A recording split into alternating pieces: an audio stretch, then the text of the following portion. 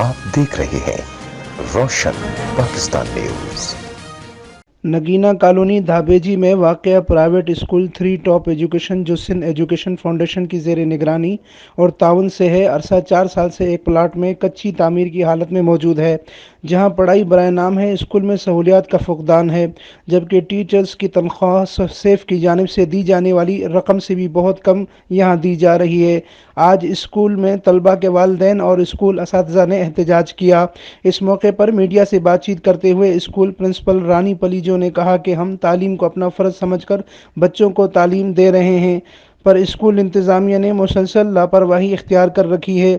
इनका कहना है कि तुम लोग पढ़ाई को छोड़ो, बस अपनी तनख्वाहें लो, जबकि स्कूल की मालिक शोहरत खातून जो कि कराची में रहती हैं, स्कूल को कोई तवज्जो नहीं दे रही।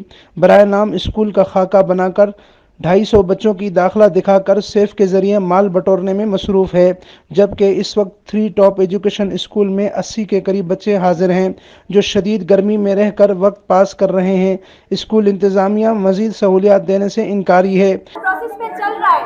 हमने वालिदैन को यही कहा है कि स्कूल प्रोसेस पे चल रहा है। अब ये वालिदैन अगर आवाज़ उठाते हैं तो इनके साथ हम हैं। और यहाँ 250 बच्चे हमारे पास तालीम हासिल करें, लेकिन अभी तक यहाँ किसी किस्म की कोई सहूलियात हमें नहीं मुहैया की गई। जब हम सहूलियात का बोलते हैं तो हमसे कहा जाता है कि फला मंथ आ जाएगी, फला वीक आपकी आ जाएगी, लेकिन अब तक यहाँ कोई किसी किस्म की सहूलियात नहीं है। और बुक्स भी हमारे से बात की तो हमारे कोऑर्डिनेटर साहब का कहना है कि आप अपने सैलरी से काम रखें, बच्चों के फ्यूचर के हवाले से नहीं। अगर पेरेंट्स खुद वालिदैन सोए हुए तो आप भी कुछ ना बोलें।